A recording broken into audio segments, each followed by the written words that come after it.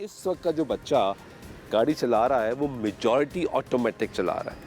تو جب وہ ٹیسٹ دینے یہاں پر آئے گا and with all those sensors, all those back cameras 360 degree view, تو وہ جب اس گاڑی پہ ٹیسٹ دے گا تو فیل ہو جائے گا. دیکھیں اس کے دو آسپیکٹ ہیں. ایک تو یہ ہے کہ کسی بھی مہارت کو جانچنے کے کچھ بنیادی اصول ہوتے ہیں. جس طرح کیلکولیٹر آنے کے بعد آپ کو ٹیبلز کی ضرورت نہیں ہے, لیکن اگر آپ بڑی سمپل جو کیلکولیشن ہے 2x2 کے لیے بھی کیلکولیٹر اٹھائیں گے تو کام نہیں چل سکے گا.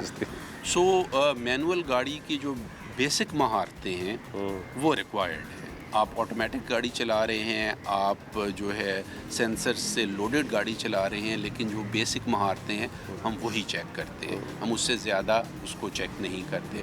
اور دوسری چیز یہ کمپلیٹ, جیسے میں نے آپ سے پہلے شیئر کیا, کیا پاسبلٹی ہے کہ we'll be having an automatic car as well with all this equipment؟ وہ جب تک پائپ لائن میں ہے یہ پروجیکٹ؟ نہیں, ابھی نہیں. ہم ابھی تک یہ سمجھتے ہیں کہ جو ہماری بنیادی مہارتیں ہیں وہ ان کو آنی چاہیے. فار ایگزامپل ابھی آپ نے 360 ڈگری کیمراز کی بات کی, لیکن ہم یہ سمجھتے ہیں کہ ہمارا جو ڈرائیور ہے جس وقت تک اسے ریئر ویو میرر کا استعمال نہیں آتا, وہ ایک جگہ نہیں دوسری جگہ تیسری جگہ جو ہے وہ غلطی کر سکے گا, اور اس غلطی کا نتیجہ جو ہے وہ جانی نقصان مالی نقصان میں آ سکتا ہے.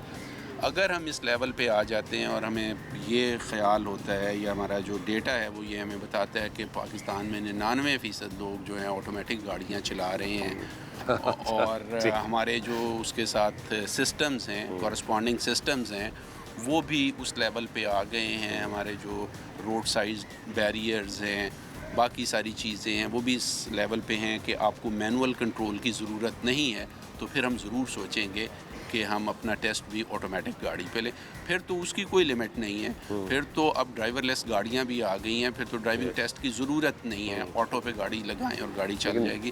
لیکن ہم اپنے معروضی حالات کو سامنے رکھتے ہوئے فی الوقت اس پہ کریں. لیکن وہ میں ایک فکرہ اکثر کہا کرتا ہوں کہ this is our latest intervention not the last one. So جو یہ ایک ڈیولپمنٹ, یہ کنٹینیوس پروسیس ہے.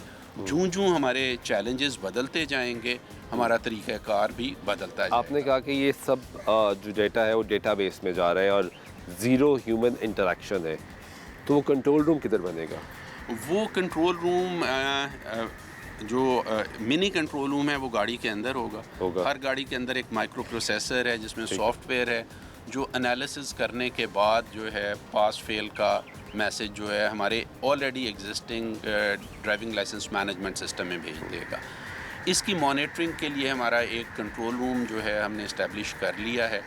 جو یہ گاڑیاں فیلڈ میں جائیں گی اس کو بھی ہم اپ گریڈ کرتے جائیں گے.